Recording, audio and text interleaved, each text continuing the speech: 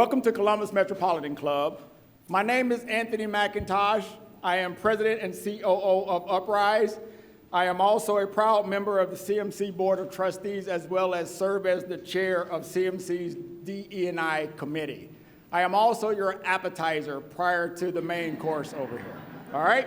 So remember, I'm the small piece. This is the big stuff.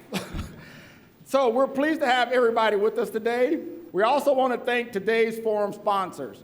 PNC Bank, you guys, bring it up. We see you, you're right here. We got PNC Bank here. We have Grange Insurance. All right, hey, if you don't give a shout out to yourself, you're on your own. All right. We got Columbus Gas. Install Building Products. There you go. The Columbus Foundation. Kramer and Associates. IFF. I know you got a table over there. Let me hear you. And the Grange Insurance Audubon Center for hosting us. So let's give all the sponsors a big round of applause, please. All right, we also want to give a big shout out to the Center for Human Kindness at the Columbus Foundation and the Columbus Dispatch for presenting today's live stream, which is being carried on CMC's social media platform. So, okay, now you can go, woo, let's go. All right, and now for the meal, right? So Franklin County nonprofits are being asked to do more with less than ever before, especially the health and human services sector. Our health and human services nonprofits are being inundated with demand for their services while serving as a major economic driver for Franklin County, generating an incredible $2 billion impact and employing 18,000 people. I bet you didn't know that, did you? You did? All right, good.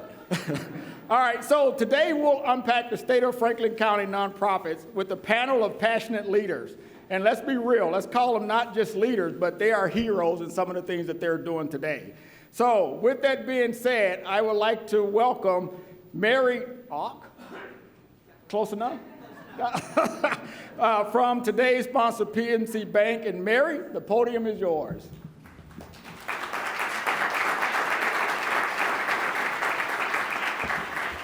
Thank you, Anthony. You did a great job warming up the crowd for us. So, it's great to be here and see a sellout crowd. I'll say a quick hello to those watching by live stream. I mentioned to Sophia, I think that's one of the greatest things that came out of the pandemic is the live stream of CMC and the ability to rewatch when you miss it, not having to catch it on CCTV or wherever it was before. So, on behalf of Grange Insurance, Columbia Gas, Installed Building Products, the Columbus Foundation, Kramer Associates, IFF, and the Central Ohio employees of PNC Bank, we welcome you to today's CMC Forum. Judging by today's audience, it's clear that across our business and community organizations, the desire to serve others is near and dear to our hearts. It's also clear that we're collectively invested in ensuring the long-term vitality of our amazing city. We know that there have been a myriad of challenges for our nonprofit partners over this past year. In fact, according to the latest Giving USA data, total giving last year was $499 billion, which sounds impressive, but that's a 10.5% decline from 2021 when adjusted for inflation. So one of the toughest years for fundraising, and I know many of you know that all too well. As the regional president of PNC Bank, I'm fortunate to lead an organization that recognizes the challenges impacting the communities we serve. It's inspiring to be part of a company that leverages the power of its resources to help all move forward financially. But what does that mean? Well, as a national Main Street bank, it means that all of us at PNC take great pride in being active members of the communities that we serve. One of the greatest resources that allows us to do this is the PNC Foundation. Through the foundation, we actively support nonprofit organizations that enhance education with an emphasis on early childhood education. And we also support the arts as well as economic and community development. These areas define our philanthropic priorities and drive our community involvement. Community involvement is at the center of our heart and the center of our civic engagement, and it's an extension of our commitment to look out for the best interests of all of our stakeholders.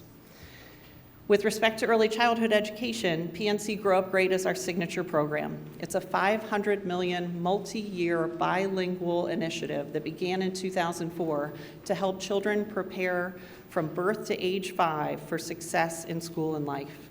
As part of this initiative, PNC Foundation has earmarked funds for grants to nonprofit organizations that work to improve school readiness by providing support in areas such as vocabulary development, social and emotional learning, math, science, and the arts.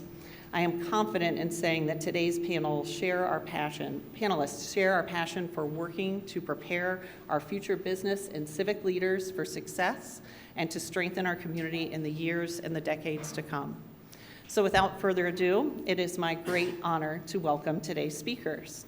Mario Basora, CEO of Future Ready Columbus, Michael Corey, Executive Director of the Human Service Chamber of Franklin County, Courtney Falato, Vice President and Program Officer of Global Philanthropy for JPMorgan Chase, and Shannon Isom, President and CEO of the Community Shelter Board.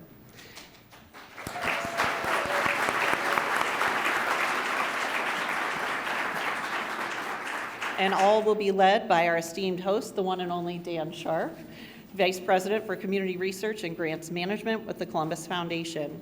You can read more about today's speakers in our forum flyers. Dan, we look forward to today's conversation, and thank you again for wearing your PNC colors.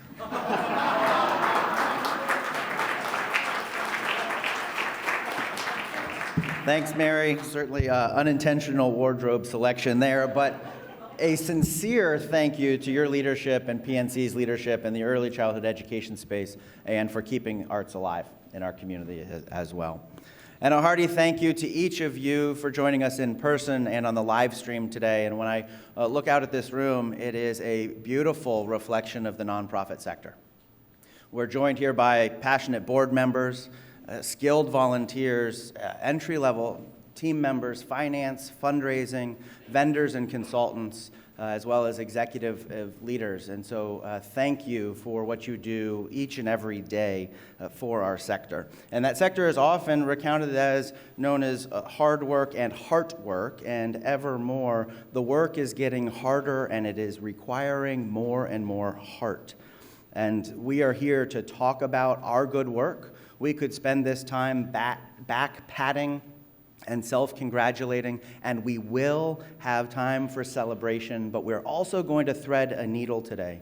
We're going to thread a needle of real talk about what's happening in the sector. We're going to delve into some of the challenges. We're going to delve into the underbelly of the nonprofit sector and philanthropy, where the barnacles live, and we're going to have an honest, heartfelt conversation that's going to be data-informed. We're going to cite recent reports about arts and human services here in Franklin County. We'll also cite the recent report launched last week through the Giving USA and the Giving Institute board members who are here in Central Ohio, the benefactor group, Kramer and Associates and Hodge Group. Because there are many, many, many positives to take note of today, and so we're going to use that data and the lived experiences of this fantastic panel to ensure that we have the opportunity to have that dialogue and to share and cross-pollinate those ideas and those experiences. But nobody bought their ticket today to hear me wane on and pontificate, so we're going to dive right into it with the opportunity to hear from our true stars today, this fantastic, esteemed panel. So, Mario and Shannon, first question for you. As the newest leaders to Central Ohio, what was your observation through the interview process about our community? And now that your rubber is meeting the road, what have your observations been about reality, about our community and the nonprofit sector? Shannon, we'll start with you. Ladies first. Let me first thank you for the wonderful welcome. I have been in this community for now 6 months, and oh my goodness, I had someone, what you I think said to me, it feels like you've been here forever. No, I have not. The interview process, coming into this community very new, my observations were probably exactly what you would want someone from this community to see and know about you. I felt that you were collectively organized. You showed a collaboration and a partnership and a commitment to the mission that I would tell you was expert and is expert. You show a high level of intellectual acumen about the issues, concretely knowing both quantitatively and qualitatively what's in front of you. You are well prepared for the challenge. And you know the challenge. You know the iterations of those that go into all of the issues and the factors and the zip codes and people that are straining this community. I was hired to figure out the homelessness problem, the housing issue, the shelter processes, the efficacy of that. I will tell you in the interview process, based on the diversity of voices, those people that showed up was impressive.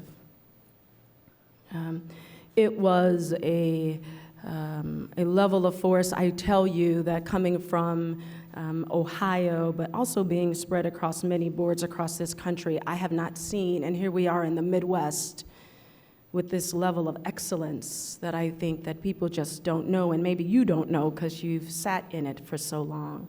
It was impressive. Okay, now reality.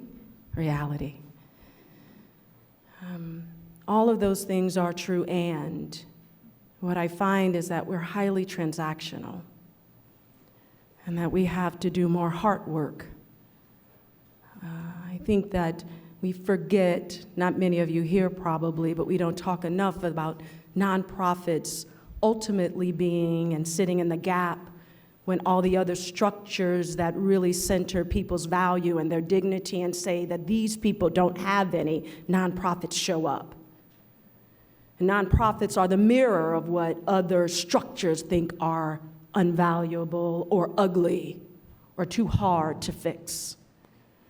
And in that, the reality of it is I would like to make that space a little grittier and not so smooth, not so transactional, and that we have to sit in what we don't know, but more importantly, sit in what we have yet to fix. I think that in a lot of ways, that even with this, homelessness feels like something that transactionally has to be done through a shelter system. Oh no. Homelessness and any levels of human frailty has to be done with where is our reflection of the level of care, and that the nonprofit has to reflect the soul of the community. It has to. And as it stands today, I think we have some big gaps in the system. I think that is a reflection too, and that we can't be fragile in knowing our truth. I'd like to sit in this space and speak the truth to that. I think that many of you have given me the opportunity to do that. There are some spaces that are still squirming a bit. And so the reality versus what I've seen is that, again, we have all the things, but I would like to press into our heart. Well, we're glad that you're here. Mario, observations and reality. Hello, can you hear me? Okay. Thank you, Shannon, for your comments. That was helpful and very enlightening and thoughtful. I appreciate that. I will say that when I was interviewing at the time, I come here from by way of Dayton and Southern California before that, and Bronx, New York before that. But I will tell you that coming here from Dayton, my impression interviewing and even before the interview process, really positive about this city. I think this is well known as an up-and-coming city, growing at rapid rates all over the comparative to the fastest-growing regions in the country. Tremendous amount of diversity, and not just diversity in the traditional sense, but many ways. The amount of immigrant populations that are continuing to grow and move in this community to strengthen this community are amazing. And so I've really enjoyed that experience, and I enjoyed it when I interviewed. I will say also that when I interviewed with an amazing board at Future Ready. And two of our board members, I think, several of our board members are here tonight, but our board chairs are also here, and I want to kind of recognize them. So, Tanny Crane, can you just wave your hand really quickly in the room there? Okay, and then and Commissioner Erica Crawley, who is also she's also one of our board members and our board co-chair as well. But I point them out because these two are probably two of the greatest champions of early childhood in Central Ohio today. And so I think most of you who know and work in early childhood know their work that they do. And so I appreciate everything that the work that they do in our space here. But I will say that our entire board has been amazing, supportive, and I saw that during the interview process. That was an attractive piece to me, really bought into the work. If you ask me now, 6 months later, how do I feel and what are some of the differences, I have to say I've been really heartened. So the heart is kind of a word that we've used, I think all three of us have used it today already. So we have a great team in Future Ready, and they're also at the table right there. I won't make you guys stand up and raise your hands out there. They do amazing work, and they're passionate about the kids we work with. The heart of the nonprofit sector has probably been the one thing that has really stood out the most to me in the last 6 months. You all care deeper than anyone I've worked with in my time. I come from K-12 education world sector, and the nonprofit world is amazingly, deeply caring, passionate, heartfelt in their work. My first week of work, I ran into Ann Bischoff from Star House, and I got a tour of Star House. And if you haven't done it, do it. It was the most, all I got to say is she's definitely in front of me in line to go into heaven, for sure. Yeah. The work they do there is amazing for kids, and it was just so, I still feel great about that. And then the second thing I'll say is we have great early learning center leaders here that very rarely would get the opportunity to sit here in this seat. And I want to tell you that the people running our early child care, our child learning centers, early learning centers, and our preschools are amazing people that are, behind the scenes doing hard work, working 70 hours a week, 6 days a week, all to keep centers running for kids and families that need their help and support. And that has been probably the most uplifting, energy-filling experience for me, is meeting those people and connecting with them. And so there's lots of them, and I just want to put their voice out there because they're the ones doing the hard work every day to keep this region moving. Thank you, Mario. You touched on growth, so let's use growth as a jump-off point for the next question. We cannot ignore the growth of this region, whether we're seeing that in construction projects or reading that in headlines.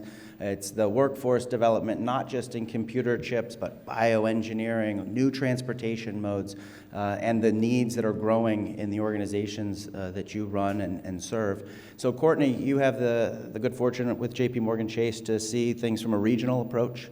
How does Central Ohio Columbus stand out within that portfolio, and what insight would you share to nonprofit organizations on how to prepare for what that next is, if it's a skilled workforce or the next iteration for our community? So thank you so much for your questions, and thank you everyone for coming today. Excited to be here. So how is Central Ohio different? So in my role, I cover Ohio and Kentucky for JPMorgan Chase. Within those two states, I cover 4 very different markets. The one thing that stands out to me here in Columbus is just our collaborative approach. We are constantly setting tables to try to get the right people in the room to identify and solve problems. That's huge. That's a huge barrier in other markets that I see. Is it perfect, to your point? No.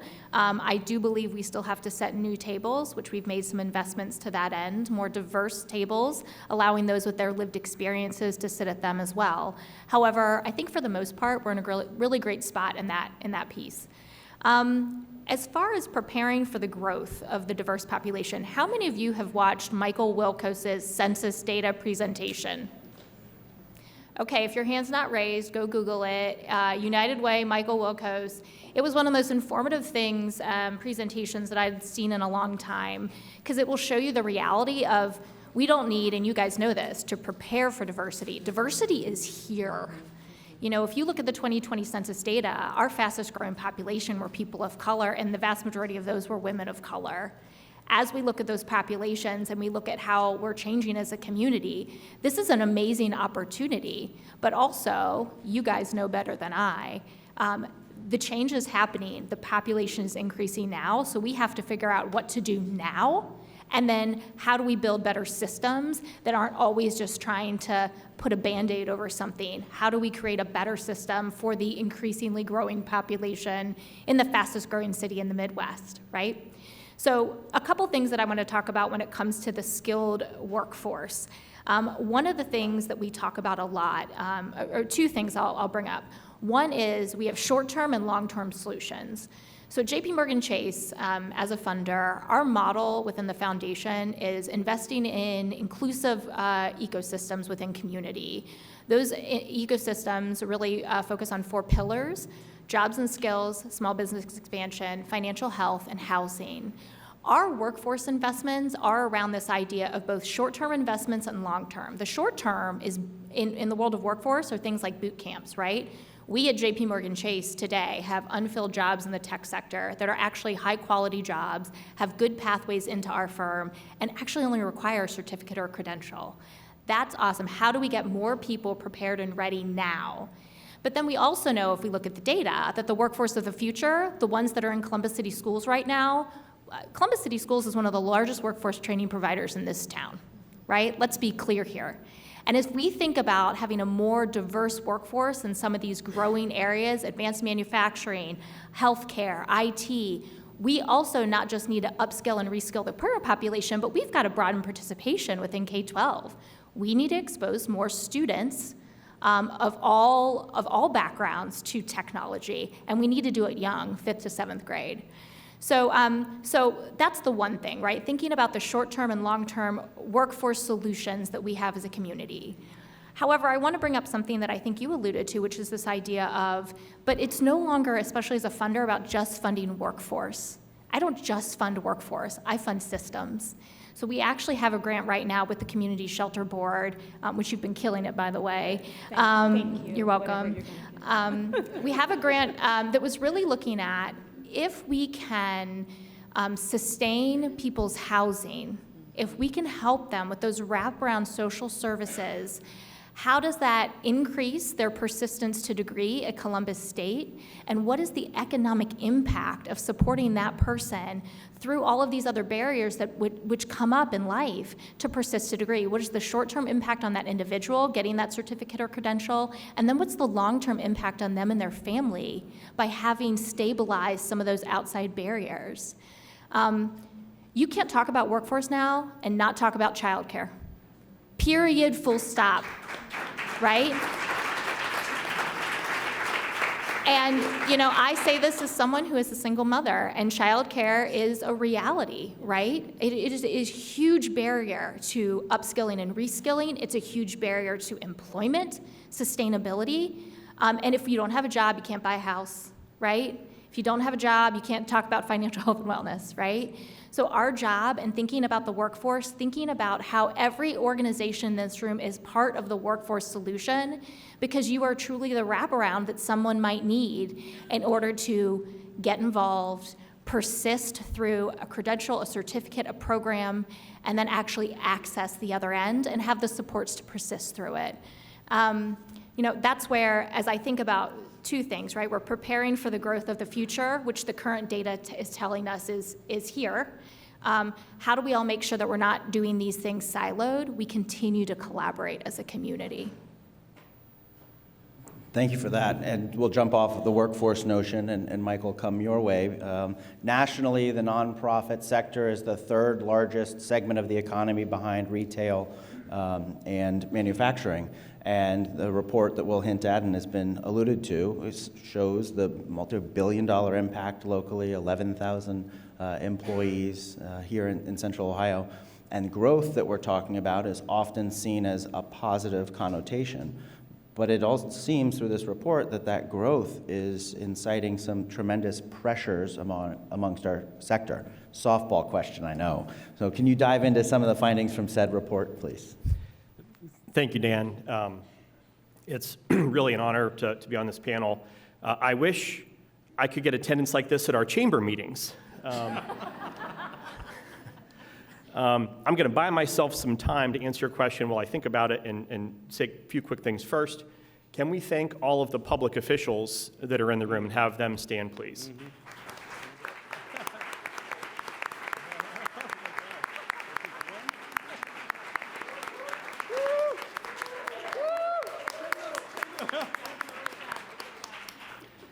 Now I know what I can say, not get in trouble, because Commissioner Crowley's here.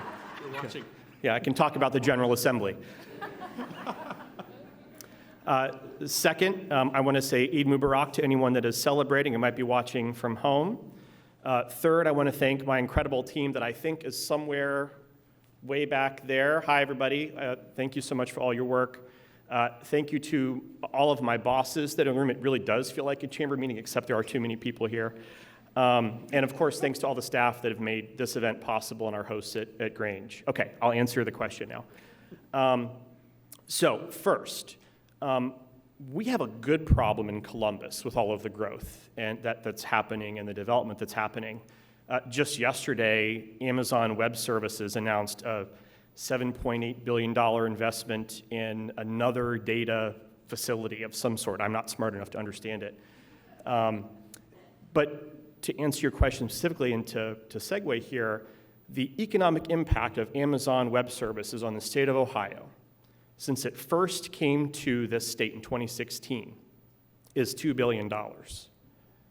So we just are completing a report, thanks to Chase and the Columbus Foundation, about the economic impact of Franklin County human services nonprofits as well as arts nonprofits.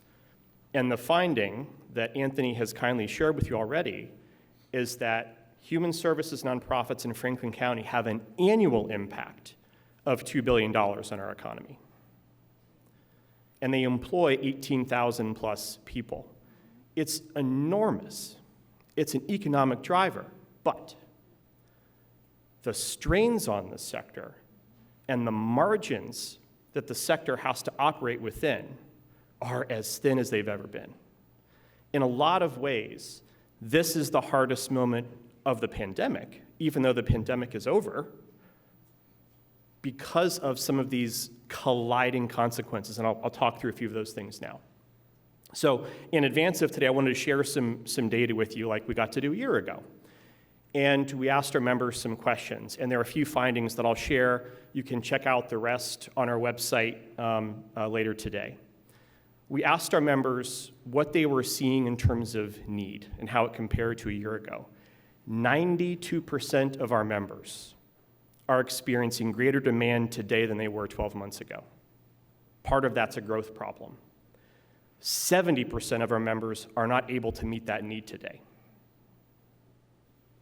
63% of our members don't anticipate being able to meet that need in 2024. We asked them about financial challenges. 49% are anticipating a deficit at the end of this calendar or fiscal year. I'm sorry, 41%. 41%. Still jarring. That's due to those colliding circumstances that all of us are familiar with, but are uniquely challenging for the nonprofit sector. Inflation, growing demand, growing costs, and concerns about where revenue is going to come from. And then the last thing I'll share is in the workforce piece, there are 1,075 unfilled positions across just those 100 agencies that responded. That's actually an improvement from a year ago. When we asked this question last June, we had 89 responses, and there were about 2,000 openings. So improvement, that's good. But all of that suggests significant challenges for the sector, even amidst this growth and the mighty impact it has economically. I will say, too, we love the arts sector. Their economic impact, per the report, is over $200 million per year. That's also extraordinary, and they're facing a lot of the same challenges that the human services folks are facing. This is where we're threading the needle with difficult news that has to fall into real talk. And some of the headlines that are associated, as I referenced, with Giving USA that was released last week. The Chronicle of Philanthropy headline was, "Fundraising in 2022 was among the worst ever." It went on to talk about the most alarming is that the giving by individuals who typically provide the bulk of donations fell by 13.4%. and made up 64% of all gifts, and that's less than 70% of all giving, and that's one of the very few times that has been the actual occurrence. And so how does that translate, how are you seeing that translate to either, Michael, your member organizations or an organization like Future Ready from a contributions, revenues, and fundraising perspective? Mario, we'll start with you, Mario. So I think for us, about 98% of our funding for Future Ready comes from public and private foundation grants. And so majority of our dollars come from actually public dollars from Franklin County Board of Commissioners as well as the City of Columbus. And we have several foundations that are more private foundations that support us as well. We are going to be expanding, I think, our fundraising certainly to individual donors as we go forward. But at this point, about 98% of it is through the foundation work. But I don't want to miss this opportunity to talk about the impact of funding in the space we work in, early childhood in general. Right now, 50% of the children in this county don't have any access to early care at all until age 5. So there's no early childhood learning centers that they're part of. There's no preschools that they're part of until they enter kindergarten. And so you have kids who come into kindergarten with holding a book backwards, not knowing how to sit in a seat, not knowing how to do some of the basic things that children need to have to be able to be successful. And you may not know, but the recent release of the KRA data shows that 60% of our kids are not ready for kindergarten. 60%. And that number is even worse when you look at children of color, and I think it's important to point that out, where essentially 72% of the kids, children of color, are not ready for or African American children are not ready for kindergarten, and 82% of Latino children in this community are not ready for kindergarten. That's 8 in 10 Latino children not ready for kindergarten right now in our county. So in some ways, we're the tale of two cities. We are a city that's growing exponentially in many ways, but there is one sector that's continuing to be left behind, and that's our youngest and most vulnerable children.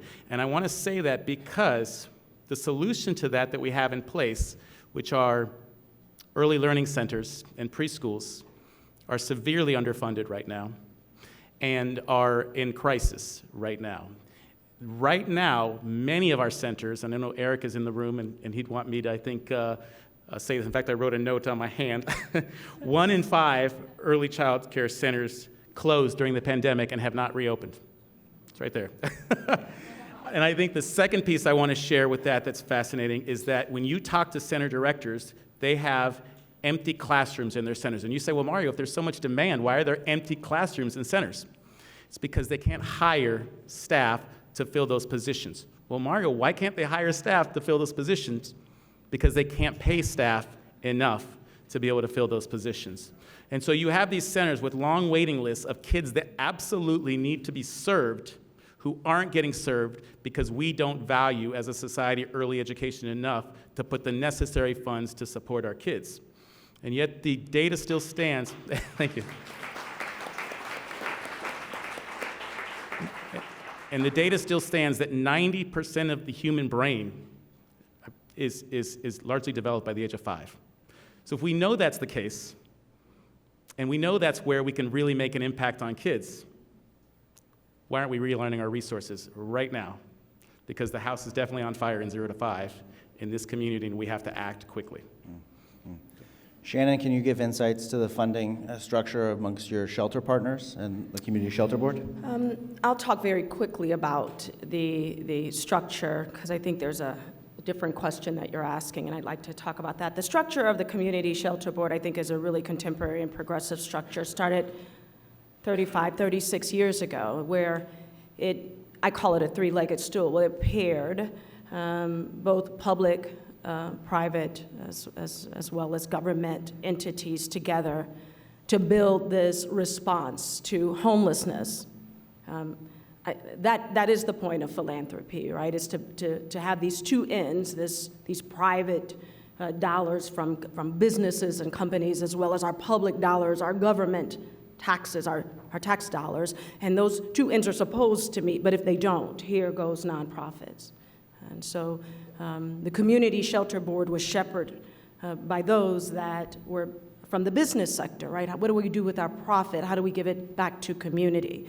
progressive, current, contemporary, even today. It is exactly what it and how it should function. How it should not function is that somehow then we become a business. Nonprofits, I'm talking to you because I don't want to turn around and talk to the choir, and most of you are in the choir, so let me say it differently. I think it is imperative that we call a thing what it is. We cannot commodify housing. We cannot. We will inextricably not be able to solve it. All of us pay into government dollars. They're our dollars, right? And we have servants that go before us to do those and make those decisions. And I am in charge of the philanthropic dollars, a servant, a reflection of community. How do we solve this? Not my dollars, your dollars, our dollars. And if we're losing, there's something wrong, and we're losing. Why? Because housing isn't just housing, and homelessness isn't just homelessness. And for all of you nonprofits, you know that, whether you're talking about education, whether you're talking about domestic violence or rape, whether you're talking about food insecurities, you know you're not talking about that. You're talking about all of it. And it is impossible then to ask money for the one thing. Nonprofits are not set up for that. They're set up that the profit dollars from the businesses that we support in our community, that the government dollars, the taxes that we pay, meet. And when they don't, we fill in the gap happily. Why are people not giving anymore? Because they're unhappy with the product. And that is what we should be talking about. Community Shelter Board would be just fine. Why? Because I'm gonna make it so. However, and all of you will help me do that.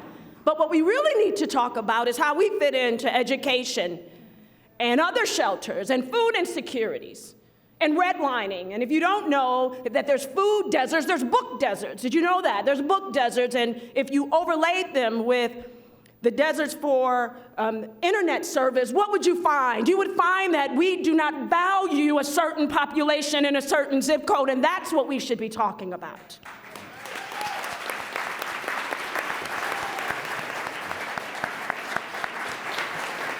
That interconnected nature is absolutely inextricable and something that we absolutely need to continue to focus on. And this is the point in the time in the program that we bring in other audience voices. So if you're in the room and you have a question, please make your way to the back to the microphone. And if you are watching on the live stream today, please use the chat box to insert your questions for this esteemed panel and this fantastic dialogue. Mantra, throwing it to you for our first question, please. Thank you, Dan. All right, I am vetting questions online. So I will start with Charletta Tavares. As a former state rep, city council member, and senator supporter of nonprofits, and now CEO of a nonprofit, Primary One Health, why are funders hesitant to support us at a level that supports community needs? Great question. First off, to be clear, I'm not familiar with the nonprofit. However, this is what I can tell you. Here in Central Ohio, you tell me actually, how many nonprofits do we have? Well, it depends. Give me a number. The Health and Human Services nonprofits is somewhere between 200 and 500. It's hard to pin down. All right, the reality is, and I get this every day, right? As a funder, it's my job, and it's my opportunity and a humbling moment to meet with nonprofit leaders every day to understand a couple things. What's the problem you're trying to solve? What is your proposed solution on how do you solve it? How do you measure success? What does success look like? And how do you fit within the system? When I talk to nonprofits every day, those are kind of like the tiers of conversation that I have. The reality is, guys, as you can imagine, and as you know better than anyone, we all have budgets, right? And so as a funder, it is my job to take the framework for which I'm being asked to implement. So JPMorgan, we have our philanthropic strategies that we believe in that are research-based and we lean into, and to figure out how I can take my budget and make the largest impact in community. If I could, I would fund every single person in this room, likely, right? But I can't. It is a really tough and humbling spot. I started this job 2 weeks before shelter in place. I've spent my entire career on the other side of the equation. I was getting grant dollars. I never had this amazing opportunity to figure out where they go. It is a really tough job. It is a tough job because I really have to lean into the research, I have to lean into partnerships, and I have to make some big bets based on the problem, based on the solutions, based on how we may or may not measure impact. Where should we, JPMorgan Chase, land our dollars for the biggest community impact? It's a great question. I get it every day. Wait, why can't you fund us? We aligned your pillars. I can't, the reality is I can't fund everyone. So for me, what I do here locally is I'm investing a lot more in collaboratives these days. I see a lot of our grantees here who know this well. I really like to invest not in one-off transactional investments in nonprofits, but those nonprofit partners who are, to Shannon's good credit, thinking about the system, how they all fit into it, how they all have a role to play. That's where I'm trying to focus our grant dollars. So why we do or don't, it's complicated. And I would just say, that said, I do believe in the portfolio of work that we as a firm have here locally. It is research-based, it's impact-driven, and my hope is that we're really going to support a lot of the right organizations now and in the future that are really leading a lot of that big work. Michael? First, thank you for the answer. Charlita's one of our board members and one of my role models, so I appreciate her thoughtfulness and advocacy as always. Let me try to talk about that from the government perspective, which obviously is not something that Giving USA measures and is a much more sizable percentage of the funding that goes to and through and around the health and human services and arts sectors as well. We're at a really precarious moment when it comes to that, in part because there was this infusion of money between the CARES Act, the American Rescue Plan Act, and the supports to individuals have now ceased or are being exhausted, and the other funds that municipalities and states have will soon expire if they haven't been exhausted. For example, the city of Columbus has about $70 million they're yet to allocate. The county has about $14 million yet to allocate, and the state has hundreds of millions of dollars, and we're not sure what the state wants to do with those. In the interim, budgets are being planned for the coming years, and as you all may have seen at the General Assembly, there is a major fight occurring that at the center of it is how money might go to and through the health and human services sector and the people that it serves. The state Senate proposal is so bad that the Ohio House, which is led by the same party, has squashed it, and they're in loggerheads right now. And we're grateful to the Ohio House and the governor for trying to fight and scrap these elements back in to fund housing and childcare and so many other elements and food access and senior services that are in jeopardy there. But on the other side of this, for whatever this is worth, there are tons of infrastructure dollars that are going to start coming in that will be available for nonprofits, and we're excited about that. We're actually pursuing something to benefit our members in the sector now from the DOE. But I would be remiss if I didn't talk about some of the challenges that nonprofits face too in pursuing this. Their bandwidth is limited. They don't all have a full development staff, whether it's a government or a philanthropic grant opportunity. Individual giving is down too for a whole host of reasons as well, as Giving USA teased out. And a lot of the elements that Shannon so eloquently discussed that are challenges for individuals are challenges for nonprofit leaders too. They deal with bias as well from funders too.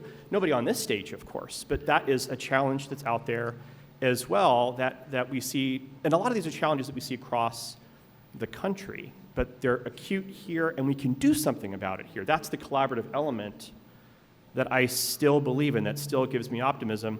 My staff always jokes with me that I'm really a lot of fun at parties because I'm just full of negative news. We haven't even talked about global warming, but we can't even be outside today. And people still think global warming is fake. Come on. It has a disproportionate effect on the people are served and our agencies. We have to be working at this as hard as we work to get to the moon. And we have all these other challenges. Now I'm going to ramble. I'm going to stop. But Well, then, thank you for as the we question. alternate between online and in-person questions, please, a friendly reminder, be concise with your question and end it with a question mark. Shannon, thank you so much for your dedication, your commitment, and your passion towards affordable housing and reducing housing insecurity and homelessness in Columbus. My name is Brian Urbanski, and my wife and I have been affordable housing providers for 20 years, and last year we established the Aubrey Affordable Housing Foundation. And our mission is to provide affordable housing solutions to vulnerable populations, just like you're talking about, especially individuals returning home after incarceration. And since it was mentioned that charitable contributions are down about 10% year over year while demand is still up, what suggestions do you and the rest of the panel have for us in the nonprofit space to be able to increase our chances of securing our funding and resources in what really is a very highly competitive environment today? Okay, everyone's looking at me, so I guess that's my question.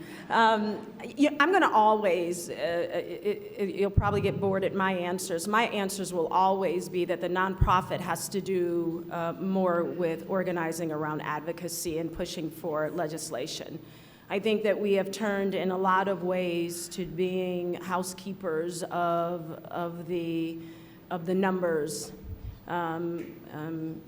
Certainly, I bet you 60 to 70% of our work is really functioning through being compliant with the many grants and the many requests and the many donations and the many tours that we have to do. Listen, poverty looks the same. Okay. And so I would love for some of that energy to be put into how do we do what our forefathers did and mothers did before us, which is organize ourselves to grow and move through grassroots collective voice of things that we just will not tolerate. There's not enough anger here for those that I know who are in the nonprofit advocacy, human being space. I remember when we used to be mad all the time. I'd love for that to come back. So I think that we can talk, and I'm open to that, about a lot of action items. But listen, a lot of this stuff can be Googled. There's nothing new under the sun. What we have forgotten, though, is our power of voice, not the power to organize papers. I would even say that there's some people in here, as I am, who sees that the cycle of keeping us busy makes us so busy that we don't even know anymore how to disrupt the cycle of keeping us impoverished. That needs to stop. Now, I would love for Columbus here in this state, our capital here, for us to organize, maybe the can organize us around advocacy and policy and march up there every time, as much as the CMC has committed every week to giving voice, that we commit every week, every month, to give voice to issues that matter and then change something and get out of this cycle of continuously taking money and responding to these numbers and dictums that do nothing. They change nothing. Last thing. I believe strongly that there are people and temperaments that are built to serve the individual, and I give applause to them. But thank God they've changed the trajectory of my life and my family. Those people that decided to save my mom or my grandmother and changed me ultimately. So that I applaud. But I want there to be more leaders in the room that understand we have to save the ocean. And where are they? Where are we? How are we organized? I think it's important for us to connect and get together and to make sure that we push, because keeping us separate keeps us weak, keeps us in a cycle of poverty ourselves. Nonprofits, we're impoverished. We see how much money, and yet we're losing. That is poverty. And that has to be organized ourselves. No one else is going to do it. We are accountable to do it ourselves. That's one thing. Thank you. Thank you. Thank you. Mantra, do we have time for one more online question? Can I quickly Yes. jump into that? Oh. Hold on. Quickly. Yes. I'm hyped up, okay? And I know my government affairs guy just rubbed his face because he knows what's about to happen here. what I love about the theme that I hear from Shannon today is systems. What I think is really interesting here in Columbus is, to your point, like, we have a lot of data. We do a lot of problem observation here.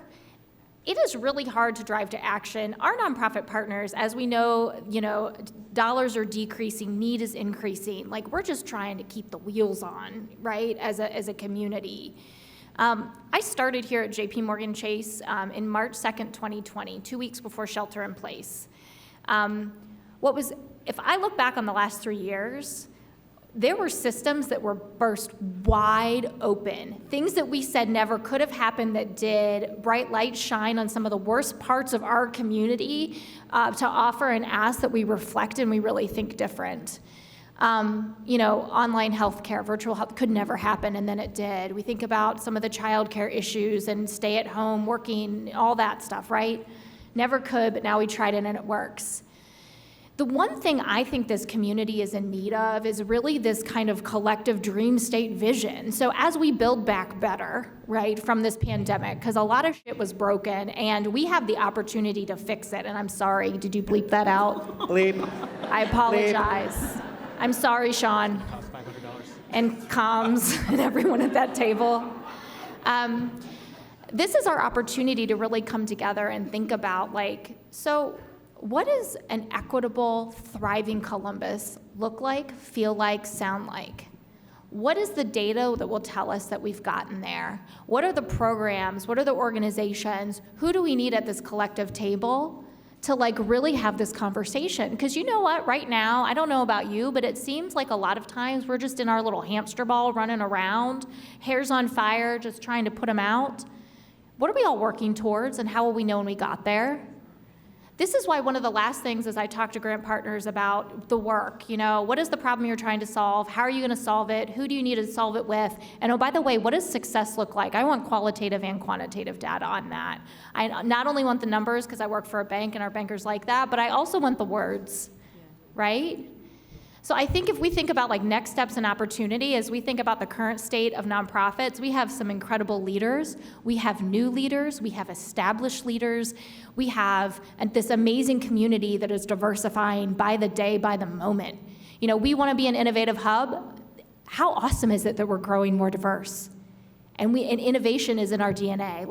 We're in an exciting time, but we also have to start to really, I think to your point, put some stakes in the sand. We got to be bold, we got to be brave, we got to put some stuff out there, and we got to battle for it. And so I think that's the next opportunity. I think that's the next wave. And the next wave might be a full-day summit on this topic, because I wish we had more time. Unfortunately, we are done. I'm going to hand the podium back over to Anthony McIntosh for the wrap-up.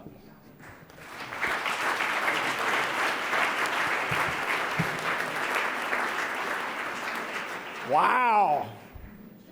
Informative, moving, get mad. Those are three things that I think I took away from it. I think it is very important across the board just to hear just the perspective that everyone up here provided today. So give a round of applause again for the panel. I think it's, again, very special appreciation to Michael, Mario, Courtney, and Shannon, and Dan. Great job moderating. Want to make sure we give a shout out to those. But also, it's part of my job to also give a shout out to our generous sponsors again. So PNC Bank, Grange Insurance, Columbia Gas, Installed Building Products, the Columbus Foundation, Kramer and Associates, IFF, and the Grange Insurance Audubon Center for hosting. Thank you all.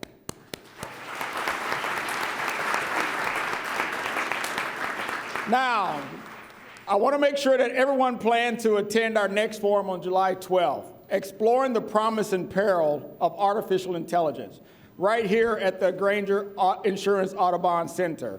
That's right, for everyone, no forum next week, which is the week of the 4th, so please plan on joining us on July 12th. Also, please take a moment to answer the short survey that's in your forum flyers. Again, we could not do this without you, so thank you for joining us and have a great afternoon. Thank you.